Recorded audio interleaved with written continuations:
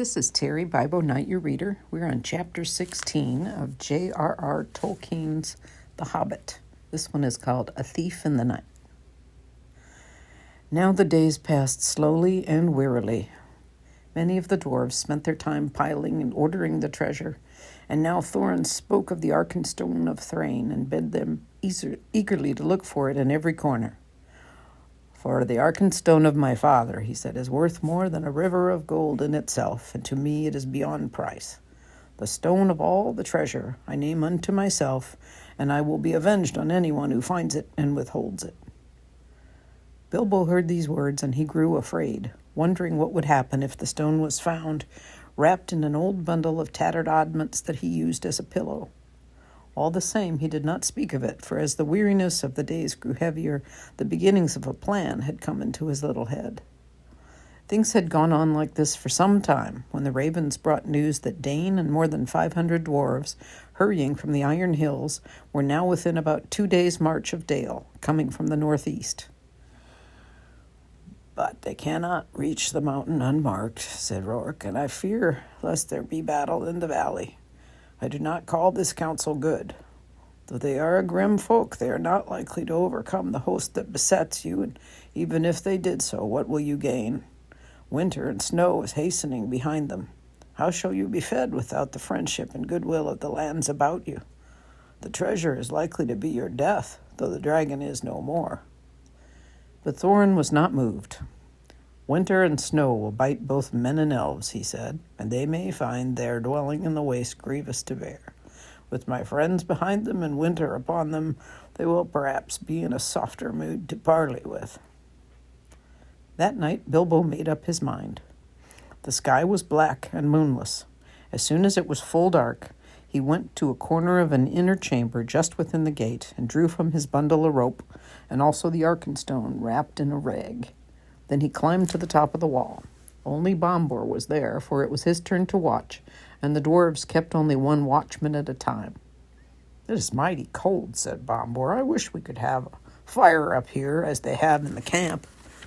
"It's warm enough inside," said Bilbo. "I dare say, but I'm bound here till midnight," grumbled the fat dwarf. "A sorry business altogether.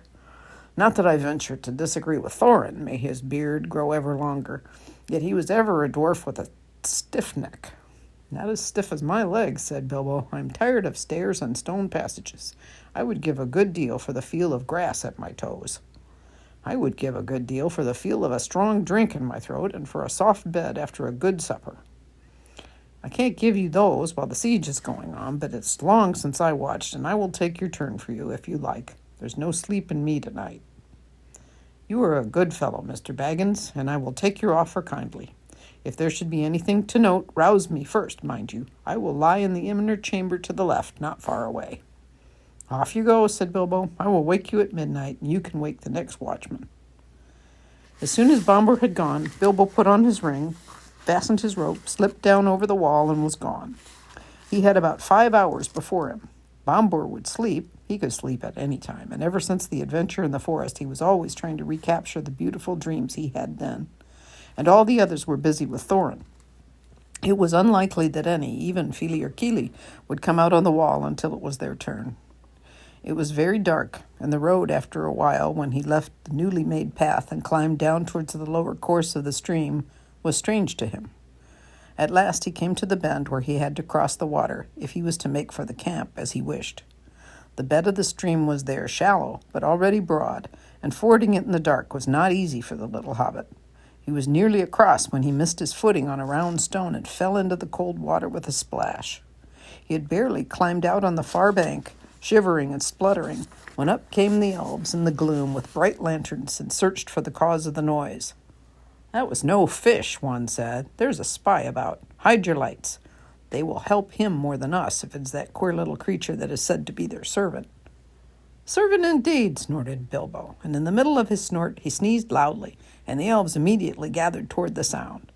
"Let's have a light," he said. "I am here if you want me." And he slipped off his ring and popped from behind a rock. They seized him quickly, in spite of their surprise. "Who are you? Are you the dwarves' hobbit? What are you doing? How did you get so far past our sentinels?" they asked one after another. I am Mr. Bilbo Baggins, he answered, companion of Thorin, if you want to know. I know your king well by sight, though perhaps he doesn't know me to look at. But Bard will remember me, and it is Bard I particularly want to see. Indeed, said they, and what may be your business? Whatever it is, it's my own, my good elves. But if you wish ever to get back to your own woods from this cold, cheerless place, he answered, shivering, you will take me along quick to a fire where I can dry, and then you will let me speak to your chiefs as quick as I may. I have only an hour or two to spare. That is how it came about that some 2 hours after his escape from the gate, Bilbo was sitting beside a warm fire in front of a large tent, and there sat too, gazing curiously at him, both the Elven King and Bard. A hobbit in an elvish armor, partly wrapped in an old blanket, was something new to them. Really, you know, Bilbo was saying, in his best business manner, things are impossible. Personally, I am tired of the whole affair. I wish I was back in the West, in my own home, where folk are more reasonable. But I have an interest in this matter, 1/14th share, to be precise, according to a letter which, fortunately, I believe I have kept. He drew from a pocket in his old jacket, which he still wore over his mail, crumpled and much folded, Thorin's letter that had been put under the clock on his mantelpiece in May. A share in the profits, mind you, he went on. I am aware of that.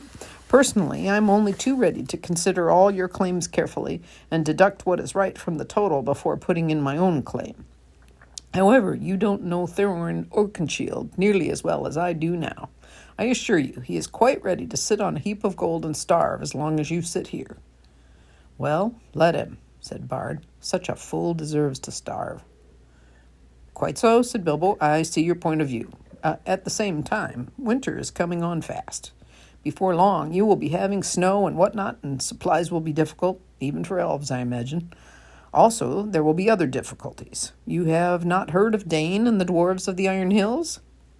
We have, a long time ago, but what has he got to do with us? Asked the king. I thought as much. I see I have some information you have not got. Dane, I may tell you, is now less than 2 days' march off, and has at least 500 grim dwarves with him. A good many of them have had experience in the dreadful dwarf and goblin wars of which you have no doubt heard. When they arrive, there may be serious trouble. Why do you tell us this? Are you betraying your friends, or are you threatening us? Asked Bard grimly. My dear Bard, squeaked Bilbo, don't be so hasty. I never met such suspicious folk. I am merely trying to avoid trouble for all concerned. Now I will make you an offer. Let us hear it, they said. You may see it, said he. It is this. And he drew forth the Arkenstone and threw away the wrapping. The Elven King himself, whose eyes were used to things of wonder and beauty, stood up in amazement. Even Bard gazed marveling at it in silence. It was as if a globe had been filled with moonlight and hung before them in a net woven of the glint of frosty stars. This is the Arkenstone of Thrain, said Bilbo, the heart of the mountain, and it is also the heart of Thorin. He values it above a river of gold. I give it to you. It will aid you in your bargaining. Then Bilbo, not without a shudder and not without a glance of longing, handed the marvelous stone to Bard, and he held it in his hand as though dazed. But how is it yours to give? He asked at last, with an effort. Well, said the hobbit uncomfortably, it isn't exactly, but, well, I'm willing to let it stand against all my claim, don't you know. I may be a burglar, or so they say. Personally, I never really felt like one. But I am an honest one, I hope, more or less. Anyway, I am going back now, and the dwarves can do what they like to me. I hope you will find it useful. The Elven King looked at Bilbo with new wonder.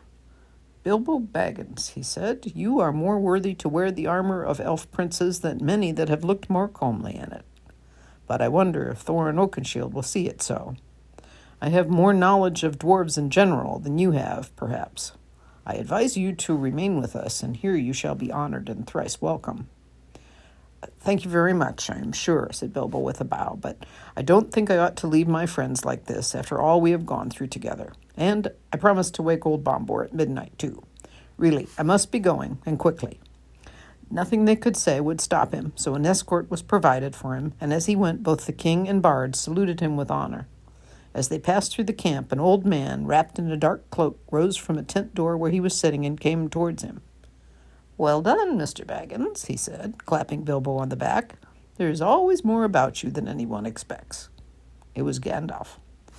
For the first time for many a day, Bilbo was really delighted, but there was no time for all the questions that he immediately wished to ask.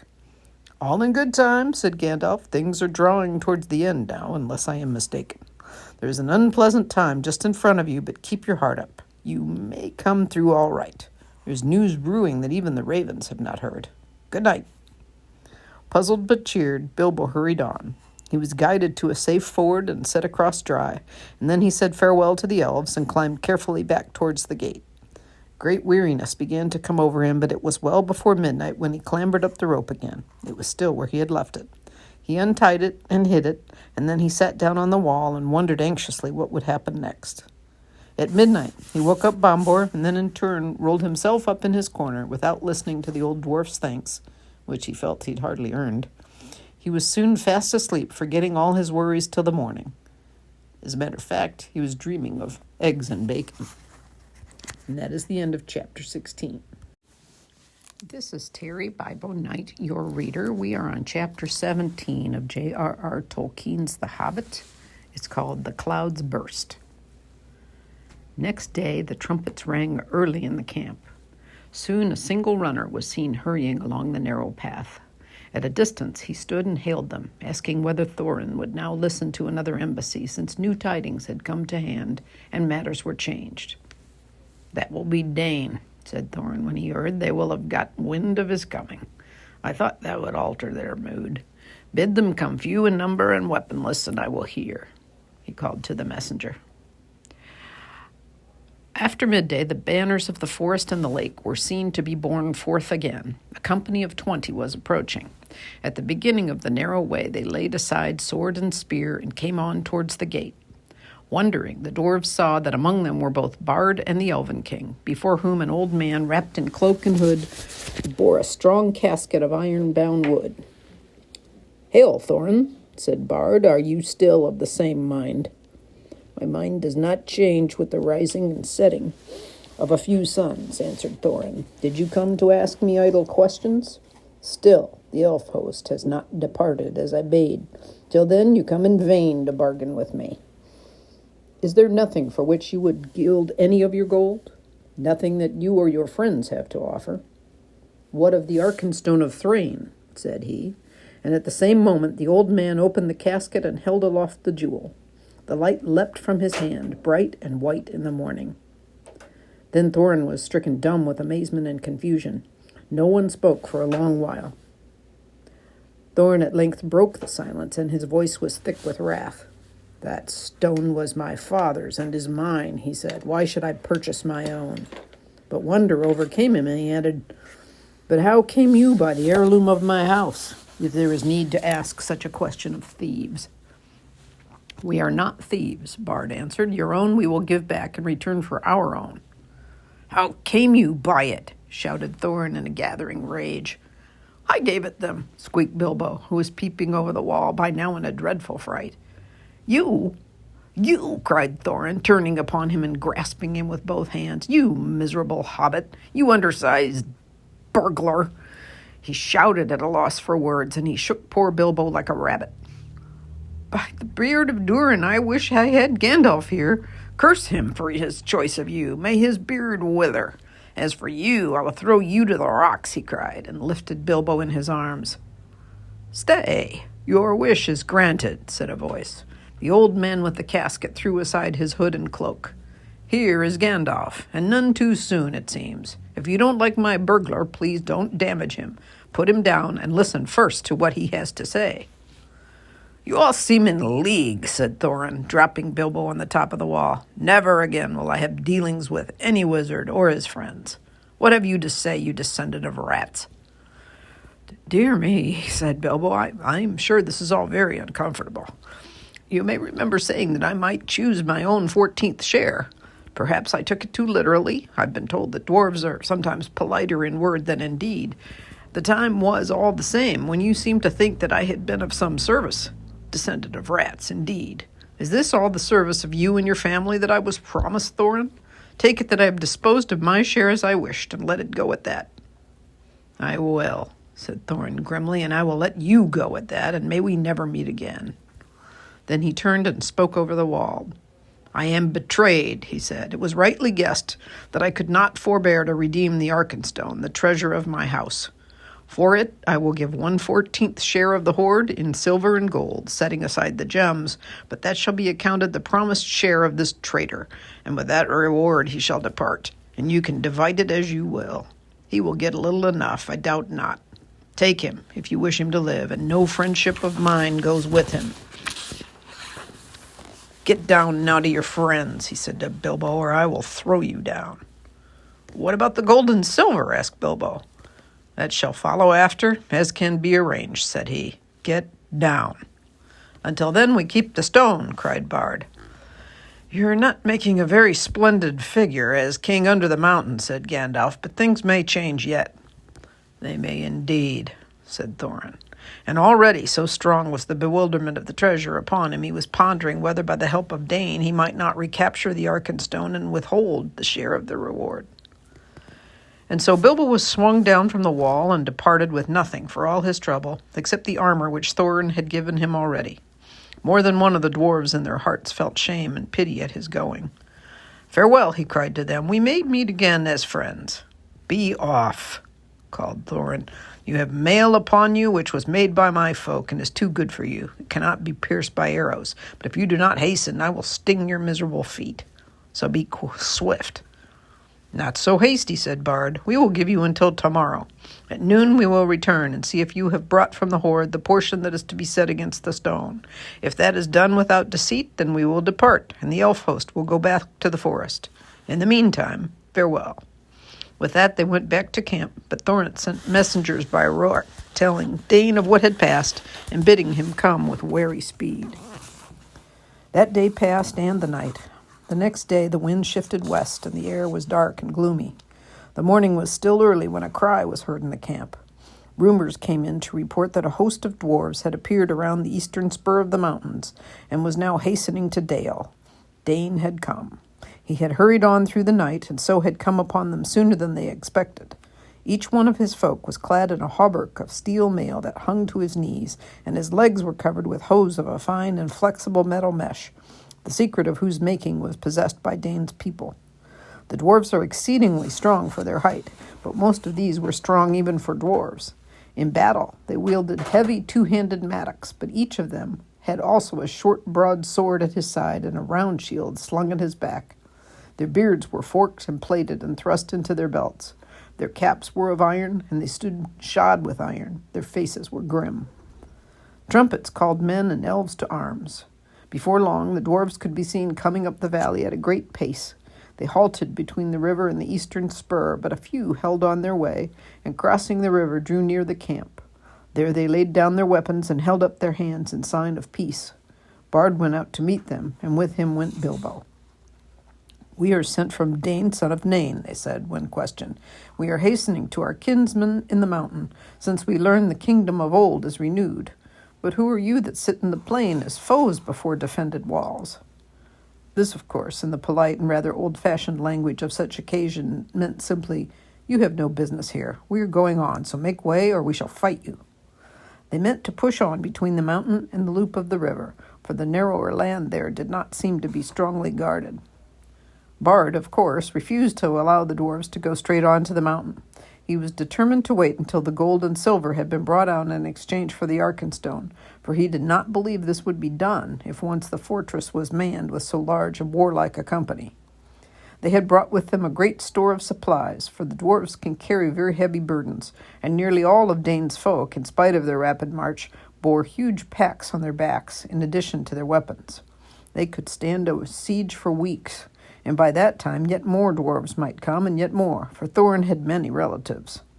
Also, they would be able to reopen and guard some other gate, so the besiegers would have to encircle the whole mountain, and for that they had not sufficient numbers.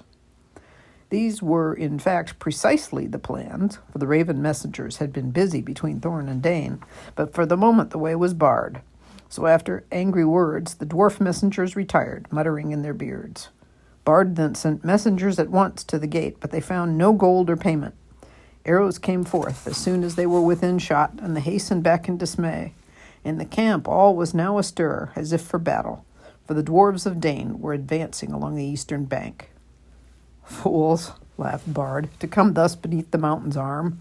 They do not understand war above ground, whatever they may know of battle in the mines. There are many of our archers and spearmen now hidden in the rocks upon their right flank. Dwarf mail may be good, but they will soon be hard put to it.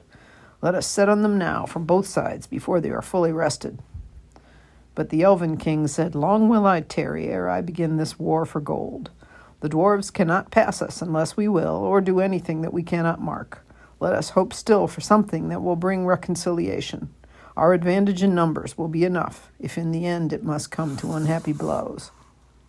But he reckoned without the dwarves. The knowledge that the Arkenstone was in the hands of the besiegers burned in their thoughts. Also, they guessed the hesitation of Bard and his friends and resolved to strike while they debated. Suddenly, without a signal, they sprang silently forward to attack. Bows twanged, arrows whistled. Battle was about to be joined. Still more suddenly, a darkness came on with dreadful swiftness. A black cloud hurried over the sky. Winter thunder on a wild wind rolled, roaring up and rumbled in the mountain, and lightning lit its peak. And beneath the thunder another blackness could be seen whirling forward, but it did not come with the wind. It came from the north, like a vast cloud of birds so dense that no light could be seen between their wings. "Halt!" cried Gandalf, who appeared suddenly and stood alone with arms uplifted between the advancing dwarves and the ranks awaiting them. "Halt!" he cried in a voice like thunder, and his staff blazed forth with a flash like the lightning. "Dread has come upon you all. At last it has come more swiftly than I guessed. The goblins are upon you. Bolg of the North is coming, Odain, whose father you slew in Moria. Behold, the bats are above his army like a sea of locusts. They ride upon wolves, and wargs are in their train." Amazement and confusion fell upon them all. Even as Gandalf had been speaking, the darkness grew. The dwarves halted and gazed at the sky. The elves cried out with many voices. "Come," called Gandalf, "there is yet time for counsel. Let Dain, son of Nain, come swiftly to us." So began a battle that none had expected, and it was called the Battle of Fine Armies, and it was very terrible. Upon one side were the goblins and the wild wolves, and upon the other were elves and men and dwarves. This is how it fell out. Ever since the fall of the great goblin of the Misty Mountains, the hatred of their race for the dwarves had been rekindled to fury. Messengers had passed to and fro between all their cities, colonies, and strongholds, for they resolved now to win the dominion of the north. Tidings they had gathered in secret ways, and in all the mountains there was a forging and an arming. Then they marched and gathered by hill and valley, going ever by tunnel or under dark, until around and beneath the great mountain Gandabout of the north, where was their capital, a vast host was assembled, ready to sweep down in time of storm unawares upon the south. Then they learned of the death of Smaug, and joy was in their hearts. They hastened night after night through the mountains, and came thus at last on a sudden from the north, hard on the heels of Dain. Not even the ravens knew of their coming until they came out in the broken lands which divided the lonely mountain from the hills behind. How much Gandalf knew cannot be said, but it is plain that he had not expected this sudden assault. This is the plan that he made in council with the Elven King and with Bard and with Dain, for the Dwarf Lord now joined them. The goblins were the foes of all, and at their coming all other quarrels were forgotten. Their only hope was to lure the goblins into the valley between the arms of the mountain, and themselves to man the great spurs that struck south and east. Yet this would be perilous. If the goblins were in sufficient numbers to overrun the mountain itself, and so attack them also from behind and above. But there was no time to make any other plan, or to summon any help. Soon the thunder passed, rolling away to the southeast. The bat cloud came, flying lower, over the shoulder of the mountain, and whirled above them, shutting out light and filling them with dread. "To the mountain," called Bard. "To the mountain. Let us take our places while there is yet time." On the southern spur in its lower slopes, and in the rocks at its feet, the elves were set. On the eastern spur were men and dwarves. But Bard and some of the nimblest of men and elves climbed to the height of the eastern shoulder to gain a view to the north. Soon they could see the lands before the mountain's feet, black with a hurrying multitude. Ere long the vanguard swirled around spur's end and came rushing into Dale. These were the swiftest wolf riders. Already their cries and howls rent the air afar. A few brave men were strung before them to make a feint of resistance, and many there fell before the rest drew back and fled to either side. As Gandalf had hoped, the goblin army had gathered behind the resisted vanguard and poured now in rage into the valley, driving wildly up between the arms of the mountain, seeking for the foe. Their banners were countless, black and red, and they came on like a tide in fury and disorder. It was a terrible battle, the most dreadful of all Bilbo's experiences, and the one which at the time he hated most, which is to say it was the one he was most proud of and most fond of recalling long afterwards, though he was quite unimportant in it. Actually, I might say he put on his ring early in the business and vanished from sight, if not from all danger.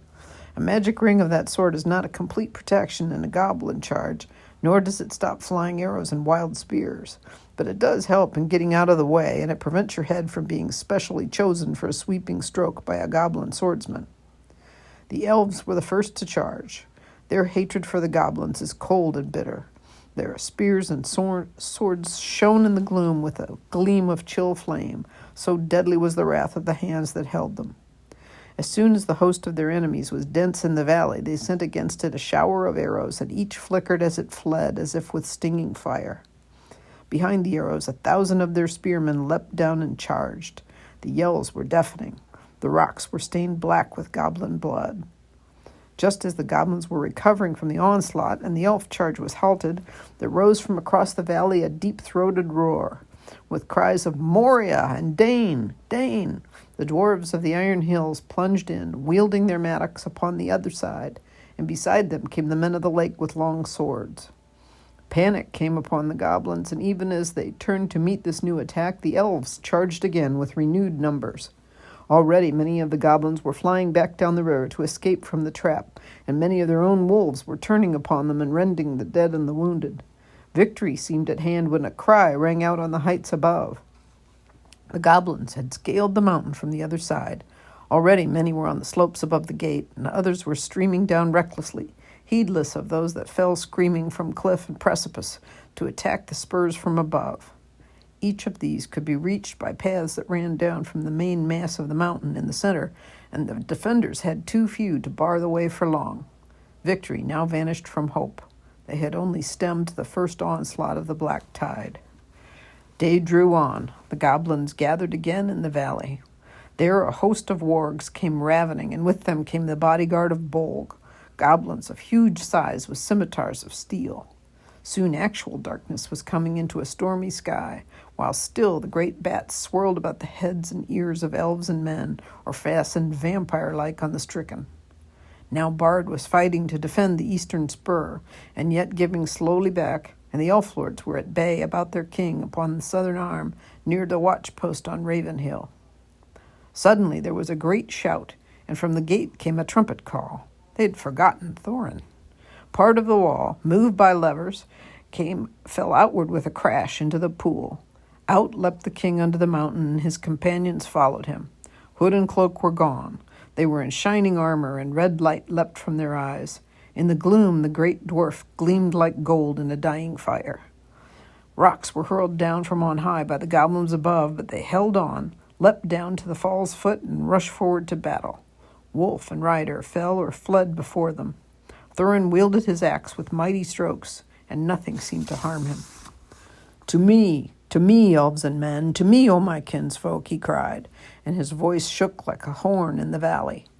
Down, heedless of order, rushed all the dwarves of Dane to his help. Down, too, came many of the lakemen, for Bard could not restrain them, and out upon the other side came many of the spearmen of the elves. Once again, the goblins were stricken in the valley, and they were piled in heaps till Dale was dark and hideous with their corpses. The wargs were scattered, and Thorin drove right against the bodyguard of Bolg, but he could not pierce their ranks. Already behind him among the goblin dead lay many men and many dwarves, and many a fair elf that should have lived yet long ages merrily in the wood. And as the valley widened, his onset grew ever slower. His numbers were too few. His flanks were unguarded. Soon the attackers were attacked, and they were forced into a great ring, facing every way, hemmed all about with goblins and wolves returning to the assault. The bodyguard of Bolg came howling against them, and drove in upon their ranks like waves upon cliffs of sand. Their friends could not help them, for the assault from the mountain was renewed with redoubled force, and upon either side men and elves were being slowly beaten down. On all this Bilbo looked with misery.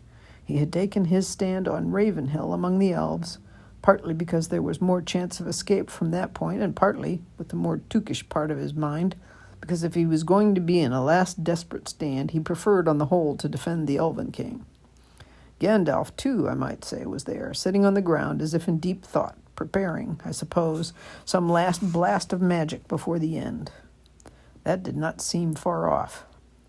It will not be long now, thought Bilbo, before the goblins win the gate, and we are all slaughtered or driven down and captured.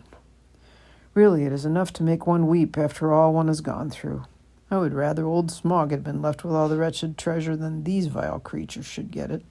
And poor old Bombur and Balin and Fili and Kili and all the rest come to a bad end, and Bard, and the lake men, and the merry elves. Oh, misery me. I've heard songs of many battles, and I've always understood that defeat may be glorious. It seems very uncomfortable, not to say distressing. I wish I was well out of it. The clouds were torn by the wind, and a red sunset slashed the west. Seeing the sudden gleam in the gloom, Bilbo looked around. He gave a great cry. He had seen a sight that made his heart leap. Dark shapes, small yet majestic against the distant glow.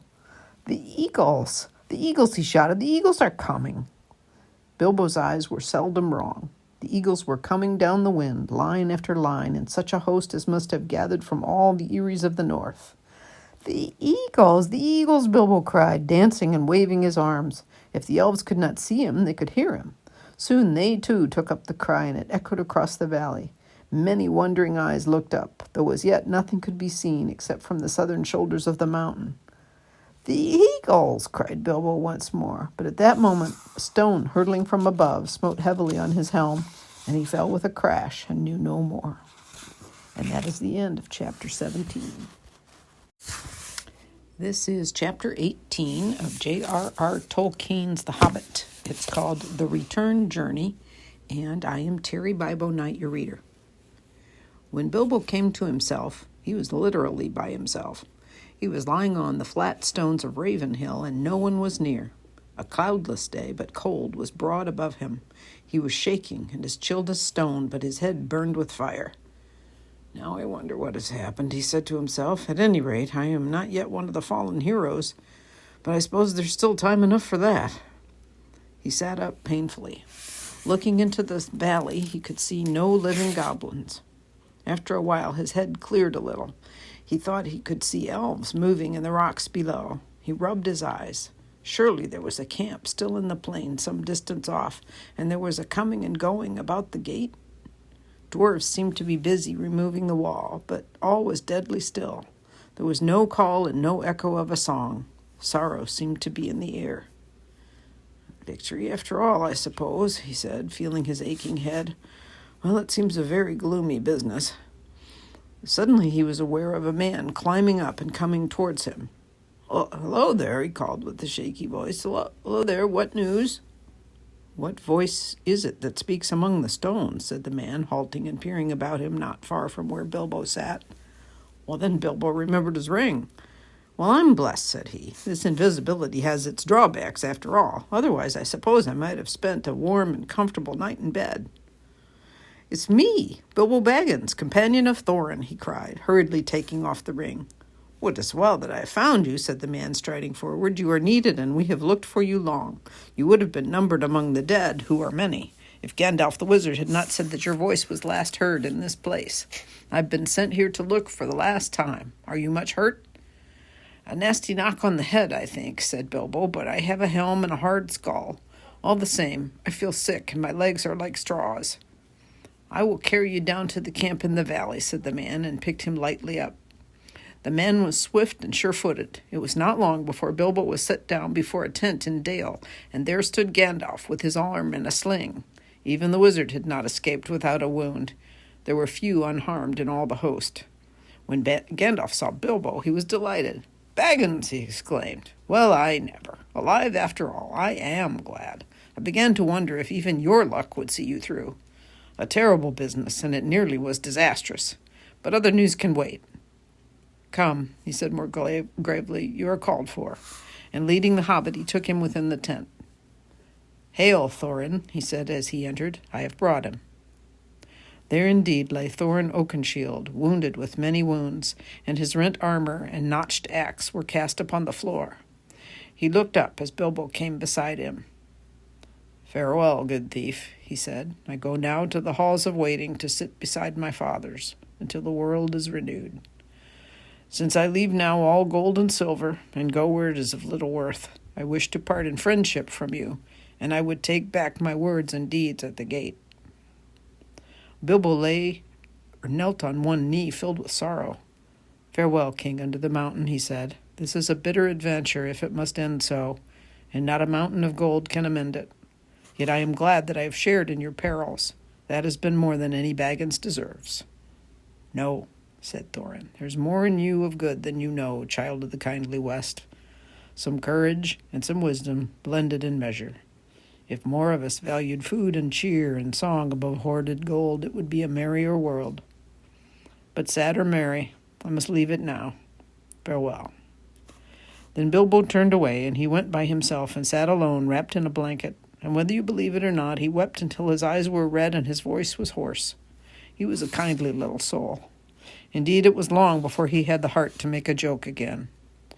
A mercy it is, he said at last to himself, that I woke up when I did. I wish Thorin were living, but I am glad we parted in kindness. You're a fool, Bilbo Baggins, and you made a great mess of that business with the stone. There was a battle, in spite of all your efforts to buy peace and quiet. But I suppose you can hardly be blamed for that.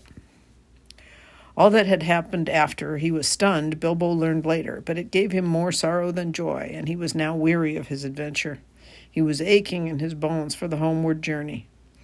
That, however, was a little delayed, so in the meantime I will tell you something of events. The eagles had long had suspicion of the goblins' mustering. From their watchfulness, the movements in the mountains could not be altogether hid, so they too had gathered in great numbers under the great eagle of the misty mountains, and at length, smelling battle from afar, they had come speeding down the gale in the nick of time. They it was who dislodged the goblins from the mountain slopes, casting them over precipices, or driving them down shrieking and bewildered among their foes. It was not long before they had freed the lonely mountain, and elves and men on either side of the valley could come at last to the help of the battle below. But even with the eagles, they were still outnumbered. In that last hour, Bjorn himself had appeared. No one knew how or from where. He came alone and in bear's shape, and he seemed to have grown almost to giant size in his wrath. The roar of his voice was like drums and guns, and he tossed wolves and goblins from his path like straws and feathers. He fell upon their rear and broke like a clap of thunder through the ring. The dwarves were making a stand still about their lords upon a low rounded hill. Then Bjorn stooped and lifted Thorin, who had fallen pierced with spears, and bore him out of the fray. Swiftly he returned, and his wrath was redoubled, so that nothing could withstand him. No weapon seemed to bite upon him. He scattered the bodyguard and pulled down Bolg himself and crushed him. Then dismay fell on the goblins, and they fled in all directions. But weariness left their enemies with the coming of new hope. They pursued them closely and prevented most of them from escaping where they could. They drove many of them into the running river, and such as fled south or west they hunted into the marshes about the forest river, and there the greater part of the last fugitives perished, while those that came hardly to the wood elves' realm were there slain, or drawn in to die deep in the trackless dark of Mirkwood. Songs have said that 3 parts of the goblin warriors of the north perished on that day, and the mountains had peace for many a year. Victory had been assured before the fall of night, but the pursuit was still on foot when Bilbo returned to the camp, and not many were in the valley save the more grievously wounded. "Where are the eagles?" he asked Gandalf that evening as he lay wrapped in many warm blankets. "Some are in the hunt," said the wizard. "Most have gone back to their eyries. They would not stay here, and departed with the first light of morning. Dane has crowned their chief with gold and sworn friendship with them forever." "I'm sorry. I should have liked to see them again," said Bilbo sleepily. "Perhaps I shall see them on the way home. I suppose I'll be going home soon?" "As soon as you like," said the wizard. Actually, it was some days before Bilbo really set out. They buried Thorin deep beneath the mountain, and Bard laid the Arkenstone upon his breast. There let it lie till the mountain falls, he said. May it bring good fortune to all his folk that dwell hereafter. Upon his tomb the Elven king then laid Orcrist, the elvish sword that had been taken from Thorin in captivity. It is said in songs that it gleamed ever after in the dark if foes approached, and the fortress of the dwarves could not be taken by surprise. There now Dain, son of Nain, took up his abode, and he became king under the mountain. And in time many other dwarves gathered to his throne in the ancient halls. Of the 12 companions of Thorin, 10 remained. Fili and Kili had fallen, defending him with shield and body, for he was their mother's eldest brother. The others remained with Dain, for Dain dealt his treasure well. There was, of course, no longer any question of dividing the hoard in such shares as had been planned, to Balin and Dwalin and Dori and Nori and Ori and Oin and Gloin and Bifur and Bofor and Bombor, or to Bilbo. Yet a 14th share of all the silver and gold, wrought and unwrought, was given up to Bard, for Dain said, "We will honor the agreement of the dead," and he has now the Arkenstone in his keeping. Even a 14th share was wealth exceedingly great, greater than that of many mortal kings. From that treasure Bard sent much gold to the master of Lake Town, and he rewarded his followers and friends freely. To the Elven king he gave the emeralds of Girion, such jewels as he most loved, which Dain had restored to him. To Bilbo he said, "This treasure is as much yours as it is mine, though old agreements cannot stand, since so many have a claim in its winning and defense. Yet even though you were willing to lay aside all your claim, I should wish that the words of Thorin, of which he repented, should not prove true, that we should give you little. I would reward you most richly of all." "Very kind of you," said Bilbo, "but really it is a relief to me. How on earth should I have got all that treasure home without war and murder all along the way? I don't know. And I don't know what I should have done with it when I got home. I'm sure it is better in your hands." In the end, he would only take 2 small chests, one filled with silver and the other with gold, such as one strong pony could carry. "That will be quite as much as I can manage," said he. At last the time came for him to say goodbye to his friends. "Farewell, Balin," he said, "and farewell, Dwalin, and farewell, Dori, Nori, Ori, Oin, Gloin, Bifur, Bofor, and Bombor. May your beards never grow thin." And turning toward the mountain, he added, "Farewell, Thorin Oakenshield, and Fili and Kili. May your memory never fade." Then the dwarves bowed low before the gate, but words stuck in their throats.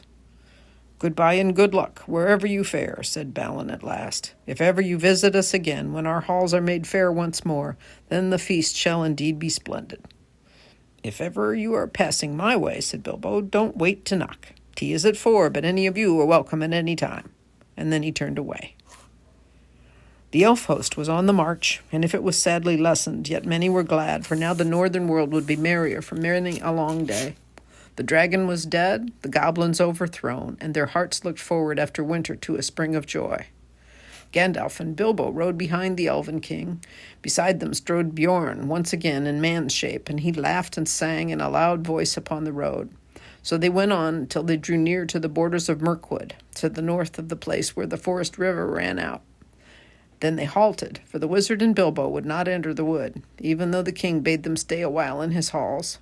They intended to go along the edge of the forest and round its northern end in the waste that lay between it and the beginnings of the Grey Mountains.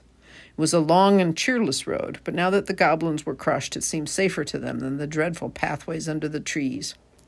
Moreover, Bjorn was going that way too. "Farewell, O Elven king," said Gandalf. "Merry be the greenwood while the world is yet young, and merry be all your folk." "Farewell, O Gandalf," said the king. "May you ever appear where you are most needed and least expected.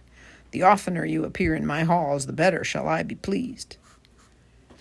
"I beg of you," said Bilbo, stammering and standing on one foot, "to accept this gift." And he brought out a necklace of silver and pearls that Dain had given him at their parting. "In what way have I earned such a gift, O Hobbit?" said the king. "Well, I thought, don't you know," said Bilbo, rather confused, "that some little return should be made for your hospitality. I mean, even a burglar has his feelings. I've drunk much of your wine and eaten much of your bread." "I will take your gift, O Bilbo the Magnificent," said the king gravely, "and I name you elf-friend and blessed. May your shadow never grow less, or stealing would be too easy. Farewell." Then the elves turned toward the forest, and Bilbo started on his long road home. He had many hardships and adventures before he got back. The wild was still the wild, and there were many other things in it in those days besides goblins. But he was well guided and well guarded. The wizard was with him, and Bjorn for much of the way, and he was never in great danger again. Anyway, by midwinter, Gandalf and Bilbo had come all the way back, along both edges of the forest, to the doors of Bjorn's house, and there for a while they both stayed. Yuletide was warm and merry there, and the men came from far and wide to feast at Bjorn's bidding. The goblins of the Misty Mountains were now few and terrified, and hidden in the deepest holes they could find. The wargs had vanished from the woods, so that men went abroad without fear. Bjorn, indeed, became a great chief afterwards in those regions, and ruled a wide land between the mountains and the wood. It is said that for many generations the men of his line had the power of taking a bear's shape. Some were grim men and bad, but most were in heart like Bjorn, if less in size and strength. In their day, the last goblins were hunted from the Misty Mountains, and a new peace came over the edge of the wild. It was spring, and a fair one with mild weathers and a bright sun, before Bilbo and Gandalf took their leaves at last of Bjorn. Though he longed for home, Bilbo left with regret, for the flowers of the gardens of Bjorn were in springtime no less marvelous than in high summer. At last they came up the long road and reached the very pass where the goblins had captured them before. But they came to that high point at morning. Looking backwards, they saw a white sun shining over the outstretched lands. There behind lay Mirkwood, blue in the distance and darkly green at the nearer edge, even in the spring. There far away was the lonely mountain on the edge of eyesight. On its highest peak, snow yet unmelted was gleaming pale. "So comes snow after fire, and even dragons have their ending," said Bilbo, and he turned his back on his adventure. The Tookish part was getting very tired, and the Baggins was daily getting stronger. "I wish now only to be in my own armchair," he said. And that is the end of chapter 18. This is Terry Bible Knight, your reader. We are on the final chapter of J.R.R. Tolkien's The Hobbit. It's chapter 19, and it's called, appropriately, The Last Stage. It was on May the 1st that the two came back last to the brink of the Valley of Rivendell, where stood the last, or the first, homely house. Again, it was evening. Their ponies were tired, especially the one that carried the baggage, and they all felt in need of rest. As they rode down the steep path, Bilbo heard the elves still singing in the trees, as if they had not stopped since he left. And as soon as the riders came down into the lower glades of the wood, they burst into song of much the same kind as before. This is something like it, the poem. "The dragon is withered, his bones are now crumbled. His armor is shivered, his splendor is humbled. Those swords shall be rusted, and throne and crown perish, with strength that men trusted, and wealth that they cherish. Here grass is still growing, and leaves are yet swinging, the white water flowing, and elves are yet singing. Come, tra-la-la-lally, come back to the valley. The stars are far brighter than gems without measure, the moon is far whiter than silver in treasure. The fire is more shining on hearth and the gloaming than gold won by mining, so why go a-roaming? Oh, tra-la-la-lally, come back to the valley. Oh, where are you going so late in returning? The river is flowing, the stars are all burning. Oh, whither so laden, so sad and so dreary? Here elf and elf maiden now welcome the weary. With tra-la-la-lally, come back to the valley. Tra-la-la-lally, fa-la-la-lally, fa-la. Then the elves of the valley came out and greeted them and led them across the water to the house of Elrond. There a warm welcome was made them, and there were many eager ears that evening to hear the tale of their adventures. Gandalf it was who spoke, for Bilbo was fallen quiet and drowsy.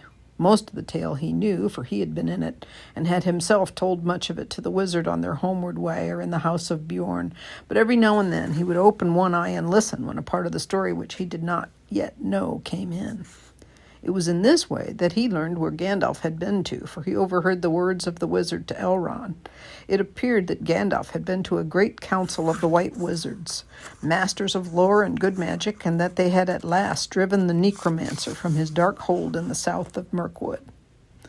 "Ere long now," Gandalf was saying, "the forest will grow somewhat more wholesome. The north will be freed from that horror for many long years, I hope. Yet I wish he were banished from the world." "It would be well indeed," said Elrond, "but I fear that will not come about in this age of the world, or for many after." When the tale of their journeyings was told, there were other tales, and yet more tales, tales of long ago, and tales of new things, and tales of no time at all, till Bilbo's head fell forward on his chest, and he snored comfortably in a corner. He woke to find himself in a white bed, and the moon shining through an open window. Below it many elves were singing loud and clear on the banks of the stream. "Sing all ye joyful, now sing all together, the winds in the tree-top, the winds in the heather. The stars are in blossom, the moon is in flower, and bright are the windows of night in her tower. Dance all ye joyful, now dance all together. Soft is the grass, and let foot be like feather. The river is silver, the shadows are fleeting. Merry is Maytime, and merry our meeting. Sing we now softly, and dreams let us weave him. Wind him in slumber, and there let us leave him. The wanderer sleepeth, now soft be his pillow. Lullaby, lullaby, alder and willow. Sigh no more, pine, till the wind of the morn. Fall, moon, dark be the land. Hush, hush, oak, ash, and thorn. Hushed be all water, till dawn is at hand."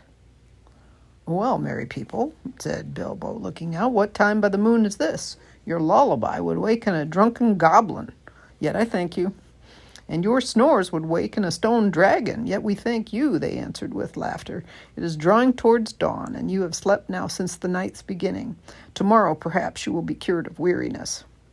"A little sleep does a great cure in the house of Elrond," said he, "but I will take all the cure I can get. A second good night, fair friends." And with that he went back to bed and slept till late morning. Weariness fell from him soon in that house, and he had many a merry jest and dance, early and late, with the elves of the valley. But even that place could not long delay him now, and he thought always of his own home. After a week, therefore, he said farewell to Elrond, and giving him such small gifts as he would accept, he rode away with Gandalf. Even as they left the valley, the sky darkened in the west before them, and wind and rain came up to meet them. "Merry is Maytime," said Bilbo, as the rain beat into his face, "but our back is to legends, and we are coming home. I suppose this is the first taste of it." "There's a long road yet," said Gandalf. "But it is the last road," said Bilbo. They came to the river that marked the very edge of the borderland of the wild, and to the ford beneath the steep bank, which you may remember.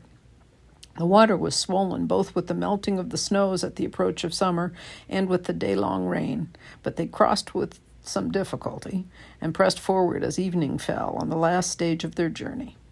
This was much as it had been before, except that the company was smaller and more silent. Also, this time there were no trolls. At each point on the road, Bilbo recalled the happenings and the words of a year ago. It seemed to him more like 10, so that of course he quickly noted the place where the pony had fallen in the river, and they had turned aside for their nasty adventure with Tom and Bert and Bill. Not far from the road they found the gold of the trolls, which they had buried, still hidden and untouched. "I had enough to last my time," said Bilbo, when they had at last dug it up. "You'd better take this, Gandalf. I dare say you can find a use for it." "Indeed I can," said the wizard, "but share and share alike. You may find you have more needs than you expect." So they put the gold in bags and slung them on the ponies, who were not at all pleased about it. After that their going was slower, for most of the time they walked. But the land was green, and there was much grass, through which the hobbit strolled along contentedly. He mopped his face with a red silk handkerchief. No, not a single one of his own had survived. He'd borrowed this one from Elrond. For now June had brought summer, and the weather was bright and hot again. As all things come to an end, even this story, a day came at last when they were in sight of the country where Bilbo had been born and bred, where the shapes of the land and of the trees were as well known to him as his hands and toes. Coming to a rise, he could see his own hill in the distance, and he stopped suddenly and said, "Roads go ever, ever on, over rock and under tree, by caves where never sun has shone, by streams that never find the sea. Over snow by winter sown, and through the merry flowers of June, over grass and over stone, and under mountains in the moon. Roads go ever, ever on, under cloud and under star, yet feet that wandering have gone turn at last to home afar. Eyes that fire and sword have seen, and horror in the halls of stone, look at last on meadows green and trees and hills they long have known." Gandalf looked at him. "My dear Bilbo," he said, "something is the matter with you. You are not the hobbit that you were." And so they crossed the bridge and passed the mill by the river and came right back to Bilbo's own door. "Bless me, what's going on?" he cried. There was a great commotion, and people of all sorts, respectable and unrespectable, were thick round the door. Many were going in and out, and not even wiping their feet on the mat, as Bilbo noticed with annoyance. If he was surprised, they were more surprised still. He had arrived back in the middle of an auction.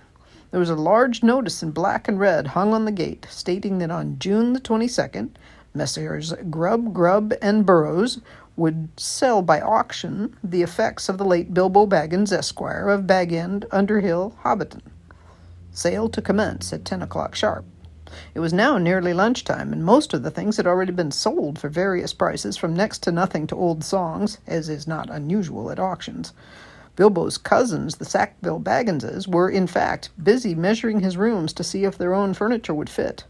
In short, Bilbo was presumed dead, and not everybody that said so was sorry to find the presumption wrong. The return of Mr. Bilbo Baggins created quite a disturbance, under the hill and over the hill and across the water. It was a great deal more than a 9 days' wonder. The legal bother, indeed, lasted for years. It was quite a long time before Mr. Baggins was, in fact, admitted to be alive again. The people who had got specially good bargains at the sale took a good deal of convincing, and in the end, to save time, Bilbo had to buy back quite a lot of his own furniture. Many of his silver spoons mysteriously disappeared and were never accounted for. Personally, he suspected the Sackville Bagginses. On their side, they never admitted that the returned Baggins was genuine, and they were not on friendly terms with Bilbo ever after. They really had wanted to live in his nice hobbit hole so very much. Indeed, Bilbo found that he had lost more than spoons. He had lost his reputation. It is true that forever after he remained an elf friend, and had the honor of dwarves, wizards, and all such folk as ever passed that way, but he was no longer quite respectable. He was, in fact, held by all the hobbits of the neighborhood to be queer, except by his nephews and nieces on the Took side, but even they were not encouraged in their friendship by their elders. I'm sorry to say he did not mind. He was quite content, and the sound of the kettle on his hearth was after more musical than it had been even in the quiet days before the unexpected party. His sword he hung over the mantelpiece. His coat of mail was arranged on a stand in the hall until he lent it to a museum. His gold and silver was largely spent in presents, both useful and extravagant, which to a certain extent accounts for the affections of his nephews and nieces. His magic ring he kept a great secret, for he chiefly used it when unpleasant callers came. He took to writing poetry and visiting the elves, and though many shook their heads and touched their foreheads and said, "Poor old Baggins," and though few believed any of his tales, he remained very happy to the end of his days, and those were extraordinarily long. One autumn evening, some years afterwards, Bilbo was sitting in his study writing his memoirs. He thought of calling them There and Back Again, A Hobbit's Holiday, when there was a ring at the door. It was Gandalf and a dwarf, and the dwarf was actually Balin. Come in," said Bilbo, and soon they were settled in chairs by the fire. If Balin noticed that Mr. Baggins' waistcoat was more extensive and had real gold buttons, Bilbo also noticed Balin's beard was several inches longer, and his jeweled belt was of great magnificence. They fell to talking of their times together, of course, and Bilbo asked how things were going in the lands of the mountain. It seemed they were going very well. Bard had rebuilt the town in Dale, and men had gathered to him from the lake and from the south and west, and all the valley had become tilled again and rich, and the desolation was now filled with birds and blossoms in spring, and fruit and feasting in autumn. Lake Town was refounded and was more prosperous than ever, and much wealth went up and down the running river, and there was friendship in those parts between elves and dwarves and men. The old master had come to a bad end. Bard had given him much gold for the help of the lake people, but being of the kind that easily catches such disease, he fell under the dragon sickness, and took most of the gold and fled with it, and died of starvation in the waste, deserted by his companions. The new master is of wiser kind, said Balin, and very popular, for of course he gets most of the credit for the present prosperity. They are making songs which say that in his day the rivers run with gold. Then the prophecies of the old songs have turned out to be true after a fashion, said Bilbo. Well, of course, said Gandalf, and why should they not prove true? Surely you don't disbelieve the prophecies because you had a hand in bringing them about yourself. You don't really suppose, do you, that all your adventures and escapes were managed by mere luck, just for your sole benefit? You're a very fine person, Mr. Baggins, and I'm very fond of you, but you are only quite a little fellow in a wide world, after all. Thank goodness, said Bilbo, laughing, and handed him the tobacco jar. And that is the end of The Hobbit.